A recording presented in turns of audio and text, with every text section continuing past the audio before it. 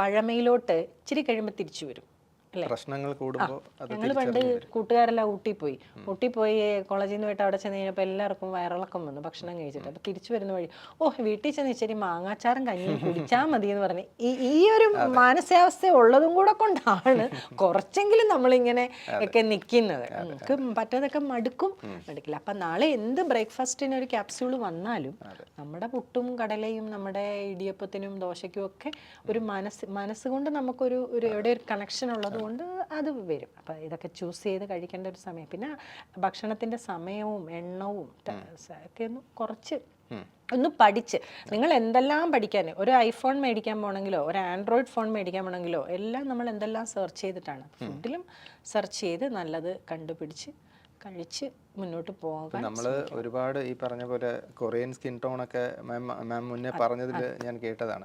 അതിനൊക്കെ വേണ്ടിയിട്ട് നമ്മൾ മലയാളികൾ ഒരുപാട് അതെ കോസ്മെറ്റിക്സിന് വേണ്ടിയിട്ടും അല്ലെങ്കിൽ ഈ പറഞ്ഞ പോലെ ഗ്ലൂട്ടാത്തയോൺ പോലുള്ളത് IB ഒക്കെ മാം പലയിടത്തും പറഞ്ഞത് കേട്ടിട്ടുണ്ട് ഞാൻ. അപ്പോൾ അത് വെച്ചിട്ട് ഞാൻ മനസ്സിലാക്കുന്നത് നമ്മൾ ആ ഒരു കോസ്മെറ്റിക് ഇൻഡസ്ട്രിക്ക് പോലും നമ്മൾ അത്രയും പൈസ നമ്മൾ ചിലവാക്കുമ്പോൾ ഉള്ളിലേക്ക് കഴിക്കുന്ന ഇൻടേക്ക് ചെയ്യുന്ന ഫുഡിൽ അടങ്ങിയിരിക്കുന്ന ഒരു എലമെന്റ്സ് എന്താണെന്നോ അത് എത്രയും പോയിസണസ് ആണെന്നോ ഒന്നും തിരിച്ചറിയാതെ പോകുന്നുണ്ട് അല്ലേ?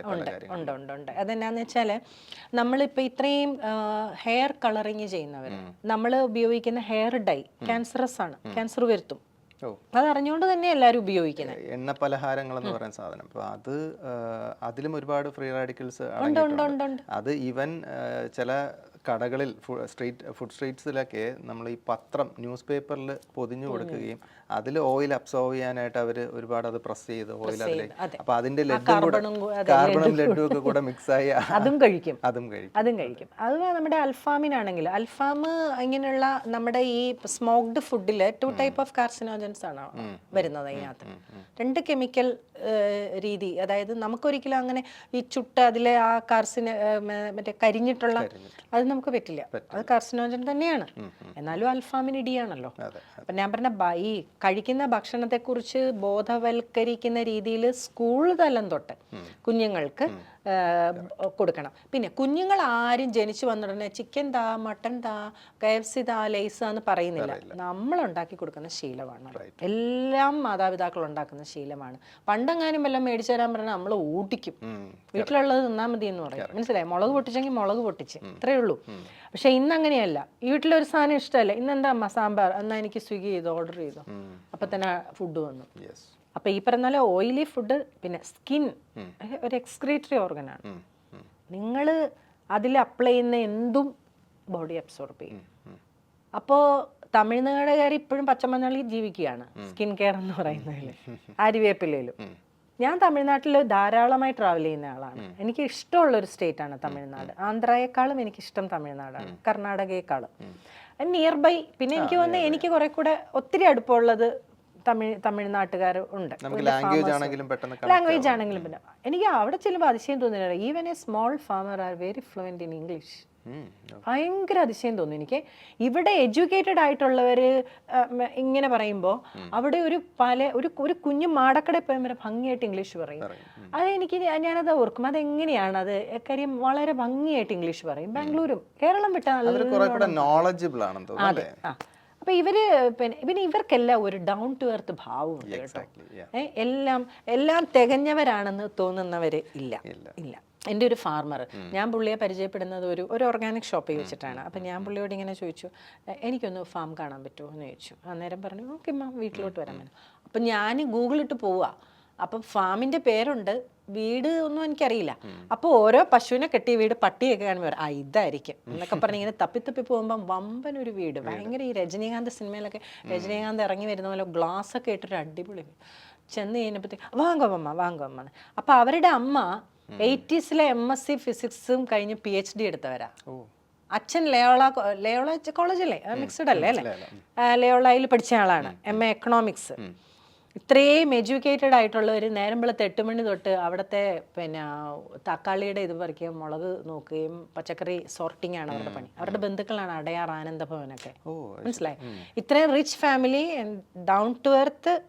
ഹരി വളരെ ക്ലോസ് ആയ ഒരു മനുഷ്യനാണ്. ഹരിയുടെ വൈഫിനൊക്കെ വലിയ മില്ലാണ്, തുണിമില്ല. ഈവൻ ഹരിയെ ഞാൻ എപ്പോൾ ചെന്നാലും അവരുടെ ഇൻഡസ്ട്രി വിട്ടാൽ പിന്നെ ആ മണ്ണിനകത്തായി. ഞാൻ ചോദിച്ചു, അമ്മ ഉങ്ങൾക്ക് എത്ര കുളന്തേ? ഇത് ഹരി ഒരു ആള് ഇനി അവൻ അമേരിക്കയില് ബാങ്ക് വൈസ് പ്രസിഡന്റ്. അപ്പൊ ഞാൻ ആലോചിച്ചു, എന്റെ ദൈവമേ, ഇവിടെ എങ്ങാനും ആയിരുന്നെങ്കിൽ നമ്മൾ ഈ കൃഷി ചെയ്യുന്നതിനെ കണ്ട ഒരു പണിയില്ല. ചേട്ടൻ ബാങ്ക് പ്രസിഡന്റ് അമേരിക്കയില്. പിന്നെ അവിടെ പോയാ വേണേ പോവാം. പിന്നെ ഇവിടെ ആണെങ്കിലും വെറുതെ ഇരുന്ന് ഉണ്ണാനുള്ളതുണ്ട്. ഇത് വല്ല ആവശ്യമുണ്ടോന്ന് ചോദിക്കും. അപ്പൊ ഞാൻ കൾച്ചർ വൈസ്, ഹെൽത്ത് വൈസ് എല്ലാം നോക്കുമ്പോ ഈ തൊട്ട് ഇങ്ങനെ കിടക്കുന്ന ഈ സ്റ്റേറ്റും കേരളവും തമ്മിൽ ഭയങ്കര വ്യത്യാസം. ഇപ്പോഴും തമിഴ്നാട്ടിൽ നമ്മൾ ചെന്നോ ഒരു നോൺ വെജ് റെസ്റ്റോറൻറ്റിൽ ഒരു ഇടിയുമില്ല. ഇപ്പൊ നമ്മൾ കോയമ്പത്തൂരിൽ നിന്ന് ഇങ്ങോട്ട് പാലക്കാട്ടേക്ക് വരുന്ന സമയത്ത്, നമ്മൾ കുനിയമുത്തൂരൊക്കെ വരുന്ന സമയത്ത് അന്നപൂർണയും അവിടെ അല്ലാണ്ട് അതിന്റെ തൊട്ടപ്പുറത്ത് മന്തി ഷോപ്പ് ഉണ്ട്. ഞാൻ ഇന്ന് വരെ അവിടെ ഒരു തിരക്കും കണ്ടിട്ടില്ല. അതേസമയം അന്നപൂർണ ക്യൂ ആ പുറത്ത്. അതേ പറയുന്നത്, വെജിറ്റേറിയൻസ് എന്ന് പറയുന്നവര് കേരളത്തിലും വളരെ കുറവൊക്കെ തന്നെയാണ്. ആന്റി ഓക്സിഡൻസിന്റെ ഇമ്പോർട്ടൻസ് അറിഞ്ഞിട്ടോ ഫ്രീ റാഡിക്കൽസിനെ ഓർത്തിട്ടോ ഒന്നുമല്ല തമിഴന്മാരിപ്പോഴും അവരുടെ പാരമ്പര്യ രീതിയിലുള്ള ഭക്ഷണ ജീവിതക്രമത്തെ അവർ നോക്കുന്നത്. അവർക്ക് ഇങ്ങനെ ജീവിച്ചാലേ പോകുള്ളൂ എന്നറിയാം. പിന്നെ എത്ര പൈസ ഉള്ളവരാണേലും നിലത്ത് ഒരു ചമ്മണം പടഞ്ഞിരുന്ന ഒരു ഭക്ഷണം കഴിക്കാൻ ഇന്ന് ആർക്കും അറിയില്ല. ചമ്മണം പടഞ്ഞ് ഇരിക്കണേ 2 പേര് പിടിക്കണം, എഴുന്നേക്കണേ 2 പേര് പിടിക്കണം. അപ്പം നമ്മൾ പണ്ട് അരി ആട്ടാനായിട്ട് ഇങ്ങനെ ഇട്ടാട്ടും. പാലക്കാട് ഞാൻ പോകുമ്പോഴേ ഈ അത്ഭുതം കാണുന്നത് എന്നുവെച്ചാൽ ഞാൻ അവിടെ പോയിട്ടൊക്കെ ആട്ടും. അപ്പോൾ ഇങ്ങനെ അവിടെ അവർ വർത്താനം പറഞ്ഞിട്ട്, എന്ത് മകനെ നീ എന്തിനു വന്ന് ഇങ്ങനെ കാണിച്ച് ഇങ്ങനെ ആട്ടി ആവൂ എൻ്റെ മകനെ നീ അങ്ങനെയാണ് പറയണത്, കുട്ടിനെ എങ്ങനെയാണ് കാണിയത്. ഈ നേരം കൊണ്ട് ഇത് അരച്ച് സെറ്റായി. നമ്മളിന്ന് ജിമ്മിൽ പോയിട്ട് അവിടെ ഇട്ട് വലിക്കണം, ഇങ്ങനെ വലിക്കണം, ഇങ്ങനെ വലിക്കണം, ഇങ്ങനെ ഇട്ട് കാണിക്കണം, കയ്യിൽ കാശ് കൊടുത്ത് ഈ കസറത്തെല്ലാം അവിടെ പോയി കാണിക്കണം. എൻ്റെ വീട്ടിൽ വന്ന് വെറുതെ ഇരിക്കണം. പിന്നെ സ്വിഗ്ഗി ഓർഡർ ചെയ്യുക, കഴിക്കുക. എനിക്ക് മനസ്സിലാകുന്നില്ല, പണം ഉണ്ടാക്കിയ കുഴപ്പം ഞാൻ ഇവിടെ. പണം ഇഷ്ടം പോലെയാ അല്ലേ? ഇവിടെ ആർക്കും കാശില്ലെന്ന് പറഞ്ഞാൽ ലുലു മാളിൽ ചെന്നാൽ ഇടിച്ച് ഞാൻ ചില സമയം ചില സാധനങ്ങൾ വാങ്ങാൻ അവിടെ പോകാറുണ്ട്. അപ്പൊ അവിടെ പോയി ഞാൻ ഇങ്ങനെ അന്തം വിടും. ഇവിടെ മനുഷ്യന്റെ ഈ കാശില്ല. രസം തോന്നുന്നതെന്നാന്ന് വെച്ചാൽ സാധനങ്ങളെല്ലാം എടുത്തു വന്ന് ക്യൂയിൽ നിൽക്കുമായിരിക്കും. ബില്ലടിക്കല്ലേ നീ എടുക്കാനുണ്ട്. അപ്പൊ പോകും. അപ്പൊ ചില പെണ്ണുങ്ങൾ ഓരോന്നും കൊണ്ടുവരും. ഏതാ സ്റ്റഫ് പൊറോട്ടയൊക്കെ ഇങ്ങനെ ഈ പാക്കറ്റ്. ഭർത്താവ് ഒരു നോട്ടം നോക്കും. ഉടനെ വേണ്ടല്ലേ ഇത് കാര്യം ഇയാളിത് തിന്നണമല്ലോ എന്നോർത്താണ് അയാൾ ഇങ്ങനെ ഈ ഉരുട്ടിയ നോട്ടം നോക്കുന്നത്. എനിക്ക് മനസ്സിലാകാത്തത് ഏതാന്ന് വെച്ചാല് ഇവിടത്തെ പ്രശ്നം പണമാണോ? പണം കൂടിപ്പോയി, ഇഷ്ടം പോലെ പണം, വരവും ലോൺ എടുക്കാനും ക്രെഡിറ്റ് കാർഡും കൊണ്ട് എന്ത് കസറത്തും കാണിക്കും. തിന്നാനാണ് ഏറ്റവും കൂടുതൽ കാശ് മുടക്കും, ഒരു മടിയില്ല. പക്ഷെ തമിഴ്നാട്ടിൽ പോയാൽ എല്ലാത്തിനും ഒരു അച്ചടക്കമാണ്. ആന്ധ്രയിലോട്ടൊക്കെ ട്രെയിൻ കയറി ഈ കാല് വിണ്ട് കയറിയ ആണുങ്ങളെയും പെണ്ണുങ്ങളെയും കാണാനുള്ളൂ. പിന്നെ അടുത്ത സോയിലിൽ ഇവർ കഷ്ടപ്പെടുന്നതുകൊണ്ടൊക്കെ ഞാൻ പറയുന്നത്, ഇവിടെ പാലക്കാട് പാടത്ത് വന്ന് എൻ്റെ ജോലി ചെയ്യുന്നവരുടെ മക്കള് നിലത്ത് ചോട്ടില്ല കാല്, ഇങ്ങനെ ഒരു വിരലും പിടിച്ച് പോകുന്നവരുണ്ട്.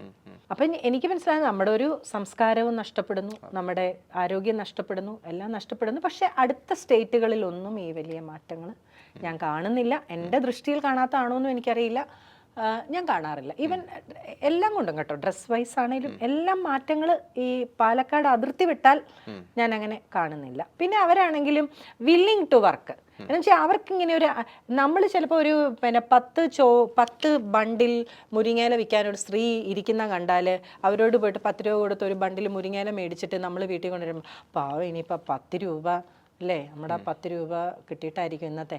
അവർ എഴുന്നേറ്റ് പോയി കഴിഞ്ഞാൽ ഒന്ന് പുറകെ പോയി നോക്കിക്കഴിഞ്ഞാൽ നല്ല അടിപൊളി വീടും സംവിധാനമായിരിക്കും. നാച്ചുറൽ എഡിബിൾസ് പോലൊരു ഓർഗനൈസേഷൻ നമുക്കത് ഫിസിക്കൽ ഔട്ട്ലെറ്റ്സ് എന്നുള്ള ഒരു കോൺസെപ്റ്റ് മാറ്റിയിട്ട് ഓൺലൈൻ ആയിട്ട് അവൈലബിൾ ആക്കാൻ പറ്റില്ലേ പ്രൊഡക്ട്സ് ഒക്കെ? ഓൺലൈനിലും ഒരുപാട് പരിമിതികൾ വരും. അപ്പം ഞാൻ എന്തായാലും ഒരു ചെറിയ ബ്രേക്കിൽ ചില കോഴ്സസും കൂടെ ഇതുമായിട്ട് ചെയ്യുന്നുണ്ട്. പിന്നെ എൻ്റെ സുഹൃത്തുക്കളൊക്കെ പിന്നെ ഫുഡ് ടെക്നോളജി ഇൻസ്റ്റിറ്റ്യൂട്ടുകളിലെ ഹെഡായിട്ടൊക്കെ ഉണ്ട്. അപ്പോൾ അവരൊക്കെ എന്നെ പലതും പഠിക്കാൻ ഇൻവൈറ്റ് ചെയ്തിട്ടുണ്ട്. അപ്പം ഞാൻ ഇനിയുള്ള ഒരു ഈ ഒക്ടോബർ തൊട്ട് ഞാൻ അതിൻ്റെ പുറകെയാണ്. അപ്പോൾ എങ്ങനെയാണ് ഇന്നോവേറ്റീവ് ആയിട്ട് നമുക്ക് എന്തായാലും ഈ തലമുറയെ നന്നാക്കണമല്ലോ. ഇവരിങ്ങനെ പൊട്ടേന്ന് നമുക്ക് വിചാരിക്കാൻ പറ്റില്ല. കാര്യം ഇതിൽപ്പെട്ടവരൊക്കെ ആയിരിക്കും നമ്മുടെ മക്കളെ കെട്ടാൻ വരുന്നവരും എല്ലാം. എന്തായാലും ഈ ജനത നന്നായേ പറ്റൂ. അവരെ നമുക്ക് അങ്ങനെ, അത് അവരുടെ അറിവില്ലായ്മയാണ്, ഇപ്പോഴത്തെ ഒരു ഭ്രമത്തിൽ പെട്ടുപോകുന്നതാണ്. കുഞ്ഞുങ്ങളൊക്കെ നന്നായി ജീവിക്കണ്ടേ, നല്ല കുടുംബവും നല്ല ആരോഗ്യമുള്ള സംവിധാനവും സമൂഹവും ഒക്കെ നമുക്ക് വേണ്ടേ. അപ്പോൾ അവർക്ക് ബോധവൽക്കരിക്കുന്ന രീതിയിൽ അവരെ ഇതാക്കുന്ന രീതിയിലുള്ള എനിക്ക് തോന്നുന്നു കുറച്ച് കോളേജസും ഇൻസ്റ്റിറ്റ്യൂഷൻസൊക്കെ ഒരു അവയർനെസ് ഒക്കെ നടത്തിയാൽ ഞാൻ അങ്ങനെയൊക്കെ സംസാരിച്ചിട്ടുണ്ട്. അപ്പോൾ എൻ്റെ അടുത്തൊക്കെ പിള്ളേർ ഓടി വരും, അയ്യോ ആൻറ്റി ഞങ്ങൾക്ക് ഇങ്ങനെ PCOD ഉണ്ട്, ഞങ്ങൾ എന്താ ചെയ്യേണ്ടത്. നമ്മളൊരു 10 days ഒരു 21 days അവർക്കൊരു ഡയറ്റ് കൊടുത്താൽ മതി, ഓക്കെ ആവും. എല്ലാവർക്കും അറിവുണ്ട് എന്ന് ധരിക്കുന്നതാണ് നമ്മുടെ പ്രശ്നം. നമുക്കറിയാത്ത ഒത്തിരി ഇപ്പം ഞാൻ ഈ പറഞ്ഞത് എൻ്റെ അറിവിൻ്റെ അല്ലെങ്കിൽ ഞാൻ കണ്ടുപിടിച്ചതിൻ്റെ ഒരു 1% ആയിരിക്കും. എനിക്ക് 99% അറിയില്ലാത്ത കാര്യങ്ങളാണ്. അപ്പം ഞാൻ ഈ പത്രത്തിലൊക്കെ എൻ്റെ വാർത്തകൾ ഈ പ്രസവത്തെക്കുറിച്ചുള്ളൊക്കെ വാർത്ത വന്ന് എനിക്കൊരു കോള് വന്നു. ഒരമ്മ വിളിക്കുകയാണ്, പിന്നെ എൻ്റെ മോൾക്ക് IVF ആണ്, അപ്പോൾ രണ്ട് പ്രാവശ്യവും ഫെയിലിയറായി, ഇനിയൊന്ന് നിങ്ങളൊന്നൊരു ഡയറ്റ് പറഞ്ഞു കൊടുക്കുമെന്ന് പറഞ്ഞു. അപ്പം ഞാൻ പറഞ്ഞു കൊടുക്കാമല്ലോ. അപ്പോൾ അത് അമ്മയല്ല വിളിക്കേണ്ടത്, മോള് വിളിക്കട്ടെ പറഞ്ഞു. അത് എൻ്റെ മോള് ഗൈനക്കോളജിസ്റ്റ് ആണെന്ന്. അപ്പം ഞാൻ പറഞ്ഞു എനിക്ക് സന്തോഷമല്ലേ ഉള്ളൂ, എനിക്കറിയാവുന്നത് 10% പോലും ഇല്ല, അമ്മയുടെ മോൾക്ക് 100% അറിയാമെന്ന് ഞാൻ വിശ്വസിക്കുന്നു. മോള് വിളിക്കട്ടെ, ഞങ്ങൾ സംസാരിക്കട്ടെ, അപ്പം എനിക്ക് എത്ര കാര്യങ്ങൾ പഠിക്കാൻ പറ്റുമെന്ന് പറഞ്ഞു. അങ്ങനെ ഞങ്ങൾ തിക് ഫ്രണ്ട്സായി. എന്തായാലും ആ IVF സക്സസ് ആയി, അവർക്ക് കുട്ടികളുണ്ടായി. ഇപ്പം നിലവിൽ കമ്മ്യൂണിക്കേഷൻ ഒന്നുമില്ല, എന്നാൽ ആ ഒരു ടൈമിൽ എല്ലാവരും അങ്ങനെയാണല്ലോ, അവരുടെ ആ സമയം കഴിയുന്നു, പിന്നെ നമുക്ക് ആർക്കും എല്ലാവരും നിലനിർത്താൻ പറ്റില്ല. പക്ഷേ എനിക്കിപ്പോഴും എന്നെ അതുപോലെ റെസ്പെക്റ്റ് ചെയ്യുന്ന കോട്ടയത്തൊക്കെ ഡോക്ടേഴ്സ് ഉണ്ട് കേട്ടോ. ഇങ്ങനെ ഞാൻ സംസാരിക്കുമ്പോൾ 100% ബിജി what you are telling is right, natural healing അല്ലെ നാച്ചുറൽ വേ ഓഫ് പ്രോസസ്സിങ് അതുള്ളത് തന്നെയാണെന്ന് പറയുന്നവരുണ്ട്. ഞാൻ എൻ്റെ കയ്യിൽ നിൽക്കാത്ത ചില കേസുകൾ തന്നെ എനിക്ക് ചില മെഡിക്കൽ സപ്പോർട്ടും കൂടെ വേണമെന്നുള്ളവരെ ഞാൻ ഡയറ്റിനോടൊപ്പം തന്നെ ഡോക്ടേഴ്സിനെ കണക്ട് ചെയ്യും. അതാ ഞാൻ പറഞ്ഞു, നമ്മൾ ഒന്നിനെയും തിരസ്കരിക്കേണ്ട. സാഹചര്യങ്ങൾ അനുകൂലമായും പ്രതികൂലമായും ഒക്കെ വരുന്ന അനുസരിച്ച് ഓരോരുത്തർ സ്വീകരിക്കട്ടെ. വലിയ വലിയ ഇൻസ്റ്റിറ്റ്യൂഷൻസ് അല്ലെങ്കിൽ ഇപ്പോൾ സ്ഥാപനങ്ങളൊക്കെ നല്ല ആരോഗ്യം എങ്ങനെ ഉണ്ടാകുമെന്നും കൂടെ പറയാൻ പഠിപ്പിക്കട്ടെ, അതിന് കഴിവുള്ളവരെ വിളിക്കട്ടെ. അപ്പോൾ അവിടെയും പോയി പറയാലോ. അങ്ങനെ മൊത്തം ഒരു മാറ്റം സമൂഹത്തിന് വരട്ടെ. എൻ്റെ പരാജയം അതിനൊരു കാരണമാകുമെങ്കിൽ ഞാൻ സന്തോഷിക്കും. അല്ല, പരാജയമെന്ന് സ്വയം പറയുന്നിടത്താണല്ലോ നമ്മൾ പരാജയപ്പെടുന്നത്. അപ്പോൾ അങ്ങനെ പറയാത്തിടത്തോളം കാലം പരാജയം വിജയത്തിന്റെ മുന്നോടിയാണെന്നാണ് പറയുന്നത്. അല്ല, അതൊരു പോസിറ്റീവ് വാക്ക് തന്നെയാണ്. എന്നാന്നറിയാമോ, പരാജയപ്പെടുന്നത് ആശയമല്ലേ. ആശയം പരാജയപ്പെടാതെ തിരിച്ച് വേറെ ഏതു ഫോമിൽ കൊണ്ടുവരണം. ഇടിയപ്പവും കൊഴുക്കട്ടയും എല്ലാം ഉണ്ടാക്കുന്ന ഒരു മാവിലാണെങ്കിൽ ഇടിയപ്പം ഇഷ്ടമല്ലെങ്കിൽ നമുക്ക് കൊഴുക്കട്ട വേണേ മധുരം ചേർത്ത് വെക്കാം എന്ന് പറയുന്നത് പോലെ നമുക്ക് നോക്കാം. എന്തായാലും ഒരു 5 വർഷം മിനിമം ദൈവം അനുഗ്രഹിച്ചാൽ ആയുസ്സും ആരോഗ്യവും തന്നു കഴിഞ്ഞാൽ എൻ്റെ പരീക്ഷണങ്ങൾ ഉണ്ടാകും. 5 വർഷം കഴിഞ്ഞാൽ പിന്നെ മക്കളൊക്കെ ചിലവിന് തരാമെന്ന് പറഞ്ഞിട്ടുണ്ട്. മക്കളൊക്കെ പറഞ്ഞു, അമ്മ ഞങ്ങൾ 5 വർഷം കഴിഞ്ഞാൽ അമ്മയ്ക്ക് ചിലവിന് തരാം. അപ്പം പിന്നെ എനിക്ക് പ്രശ്നമില്ല. പിന്നെ എൻ്റെ ചെറിയൊരു മോൻ, അതിനിപ്പോൾ 10 വയസ്സേ ഉള്ളൂ, അത് അവർ നോക്കിക്കോളും. അവർ പഠിപ്പിക്കാന്നൊക്കെ പറഞ്ഞിട്ടുണ്ട്. 5 കൊല്ലം പരീക്ഷണ കാലയളവുണ്ട്. ആ 5 കൊല്ലത്തിൽ നിങ്ങൾക്കൊക്കെ ഭാഗ്യമുണ്ടെങ്കിൽ ഞാൻ എന്തെങ്കിലുമൊക്കെ ഫോമിൽ ഇടിയപ്പത്തിന് പകരം കൊഴുക്കട്ടെ എന്ന് പറഞ്ഞ പോലെ വരട്ടെ, വരാം, നോക്കാം. തിരിച്ചു വരും ഉറപ്പായിട്ടും.